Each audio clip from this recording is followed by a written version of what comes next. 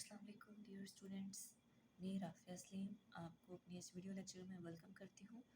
हमारा जो आज का टॉपिक जो पहले सब्जेक्ट देख लेते हैं। हमारा सब्जेक्ट है रिसर्च मेथड्स इन एजुकेशन, जो कि है कोर्स कोड 8604 और आज का हमारा लेक्चर नंबर 7 है।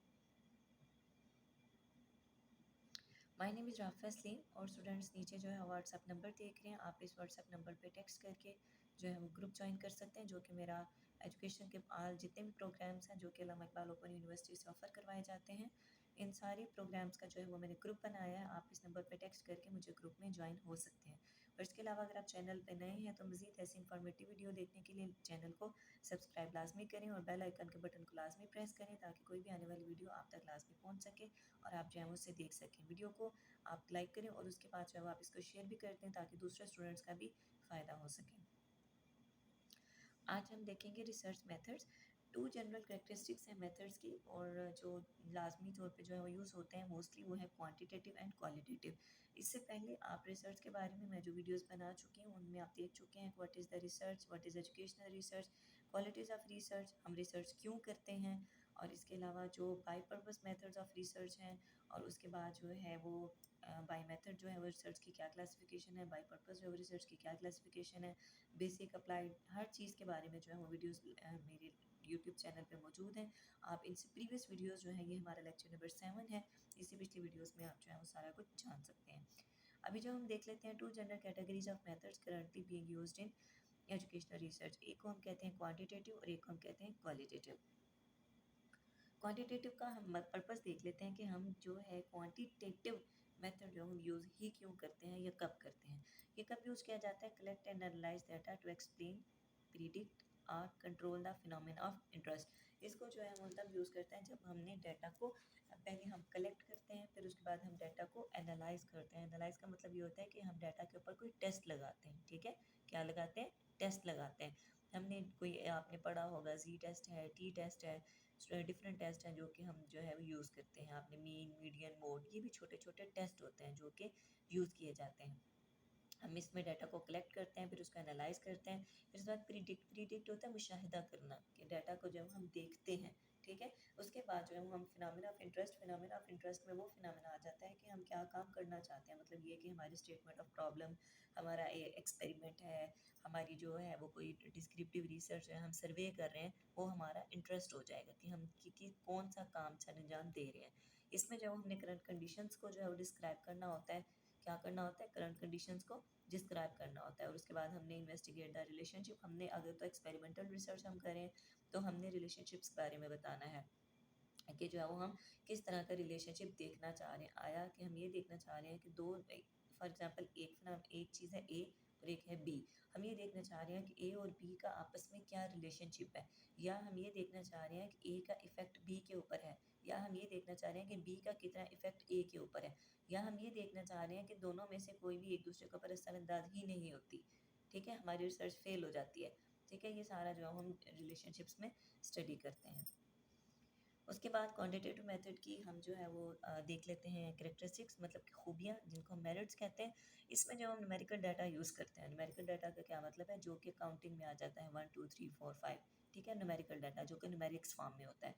उसके बाद हम क्या करते हैं इसमें? Use of formally stated hypothesis and procedure. हम इसमें हाइपोथेसिस जो है अपने उनको जो है वो बनाते हैं, हाइपोथेसिस को बनाते हैं। क्या ए का बी के ऊपर इफ़ेक्ट है, या क्या बी का ए के ऊपर इफ़ेक्ट है, क्या ए और बी आपस में रिलेट करते हैं, क्या ए और बी का आपस में कोई रिलेशनशिप नज़र नहीं आता। मतलब इस तरह जो है हम हाइपोथेसिस बनाते हैं। हाइपोथेसिस बेटा होता है मफरूज़ा। एक ऐसी चीज़ होती है जिस तरह अगर आप जिस तरह का सीज़न चल रहा है, आप ये समझें कि थोड़ा विंटर सीज़न है, तो आप ये समझें कि क्या आज धूप निकलेगी, ये हमारा हाइपोथेसिस है। हम आसमान की तरफ देखते हैं और कहते हैं कि आज जो है वो बादल हैं, और शायद जो है वो आज शायद धूप ना निकले, शायद आज बारिश हो जाए। तो ये शायद का जो है ना वो हमारा हाइपोथेसिस है। ठीक है, उसके बाद इसमें जो है वो लार्ज नंबर ऑफ़ पार्टिसिपेंट्स होते हैं। मतलब ये कि अगर हम सर्वे स्टडी कर रहे हैं तो हम क्वेश्चन आप सब ने देखे होंगे कि जिनमें छोटे छोटे क्वेश्चन जो हैं वो लिखे हुए होते हैं। क्वेश्चन जो है हम बांट देते हैं, मतलब ये है कि हम ज़्यादा पार्टिसिपेंट्स इसमें ऐड कर सकते हैं, जो कि लोग हिस्सा हमारी रिसर्च में डाल सकते हैं। आगे इसमें हम पेंसिल पेपर टेस्ट भी यूज़ कर सकते हैं। क्वेश्चन की अभी मैं जो आपको एग्जाम्पल दे दिया, ये सारी चीज़ें जो हम इसमें यूज़ कर सकते हैं, ये इसके करेक्टरिस्टिक्स हैं। आगे 5 बेसिक डिज़ाइन हैं क्वांटिटेटिव मेथड में। ये एक इम्पोर्टेंट शॉर्ट क्वेश्चन है, ये आपने याद रखना है, भूलना नहीं है। इसमें जो 5 बेसिक डिज़ाइन जो कि क्वांटिटेटिव मेथड में, किसमें, क्वांटिटेटिव में, आपने इस चीज़ को भूलना नहीं है स्टूडेंट्स, ये क्वालिटेटिव नहीं है, क्वांटिटेटिव मेथड में हम 5 बेसिक डिज़ाइन की बात कर रहे हैं। पहला क्या है, डिस्क्रिप्टिव, क्या है, डिस्क्रिप्टिव, और सेकंड क्या है, को रिलेशनल, थर्ड क्या है, causal comparative, and the fourth one is experimental. दोबारा देख लेते हैं, डिस्क्रिप्टिव, को रिलेशनल, कॉजल कंपैरेटिव, एक्सपेरिमेंटल। ये मैंने छोटी सी नीचे आपको सेंटर में नज़र आ रहा होगा DCCE, ये मैंने छोटी सी एब्रीवेशन जो है बनाई है आपके याद रखने के लिए। D for descriptive, C for correlational, and जो नेक्स्ट C है इसका मतलब है causal comparative, and E for experimental. आपने ये बात रख लेनी, याद रख लेनी है कि जब क्वांटिटेटिव मेथड की पेपर में बात की जाए तो आपने बताना है कि इसके कौन कौन से डिज़ाइन हैं। DCCE, descriptive, correlational, causal comparative and experimental.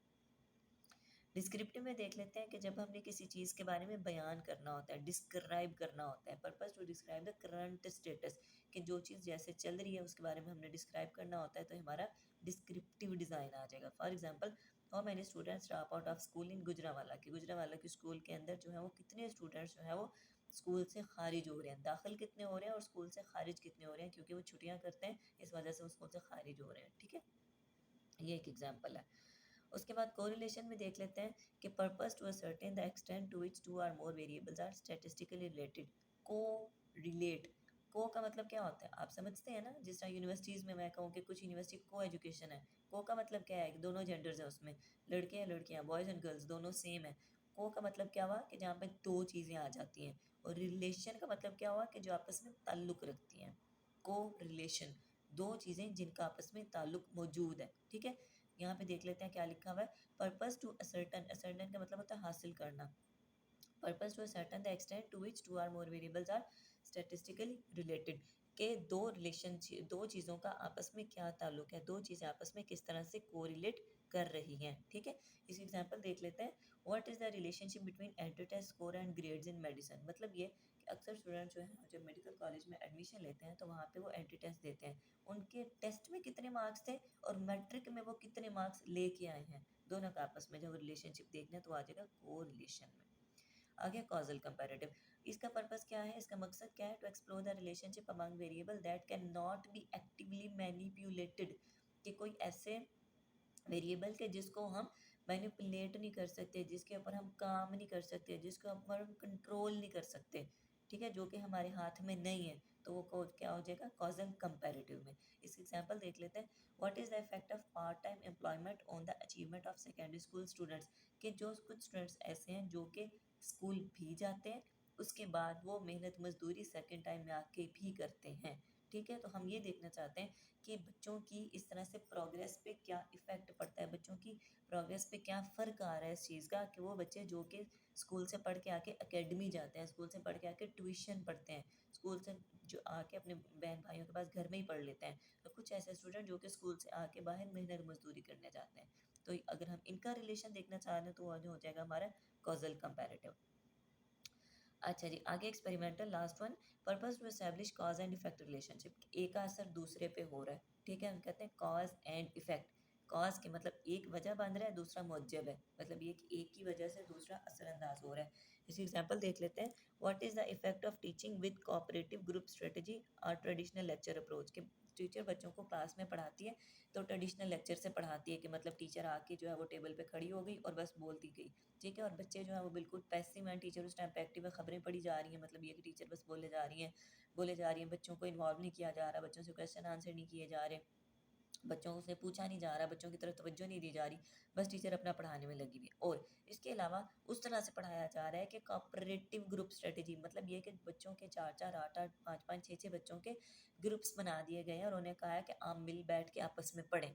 आया कि वो मेथड ठीक है कि जिसमें टीचर खुद पढ़ाती है और पूरी क्लास में वो 60-70 बच्चे सामने बैठे हैं, या कि वो मेथड ठीक है जिसमें 8-10 बच्चों का अलग अलग से 6-7 ग्रुप्स बना दिए गए और बच्चे आपस में स्टडी कर रहे हैं। तो हमने ये चीज़ देखनी है, इसको हम कहेंगे कि हम इसका क्या करने जा रहे हैं, एक्सपेरिमेंट। आगे बेटे आ जाते हैं हमारे क्वालिटेटिव मेथड। अभी पीछे जो हमने क्वांटिटेटिव मेथड डिस्कस किए हैं, क्वालिटेटिव मेथड इसका पर्पस क्या होता है कि हमने डीपली प्रोब का मतलब होता है जांचना, हमने प्रोब टू प्रोब मतलब कि जांचना, हमने गहराई में जाके चीज़ के बारे में देखना होता है, गहराई में स्टडी करनी होती है कि why they are like that, मतलब ये कि थिंक ऑलरेडी चीज़ें अगर ऐसी हैं तो कैसी हैं, क्यों हैं, क्या वजह है कि चीज़ें ऐसी ही हैं। वजह भी तो होती है ना। जिस फॉर एग्जांपल हमारा जो आजकल सिस्टम चल रहा है, फॉर एग्जांपल लेक्चर मेथड ही है, टीचर कोई क्लास में एक्टिविटी यूज़ नहीं करती, लेक्चर मेथड से पढ़ाती है, और मैं जाके रिसर्च करना चाहती हूँ कि लेक्चर मेथड ही क्यों, कोई और मेथड क्यों यूज़ किया नहीं जाना चाहिए यहाँ पे, या कोई मेथड और क्यों नहीं यूज़ किया जा रहा, या मैं ये देखूँ कि टीचर जो है वो पढ़ा रही है इस तरह से, टीचर सेटिस्फाइड है, बच्चे सेटिस्फाइड हैं, बच्चों को समझ आ रही है, मतलब ये है कि मैंने क्वालिटी देखनी है एक चीज़ की, तो मैं उसके लिए क्वालिटेटिव मेथड यूज़ करूँगी। Explanation, as the name indicate this method does not involve statistics, मतलब इसमें कोई टेस्ट वगैरह, शुरू में हमको क्वेश्चनियर वगैरह इन्वॉल्व नहीं करते। Data is not in the form of numbers, data जो है वो ये एफ लिखा हुआ है form, data is not in the form of, O F of होगा यहाँ पे।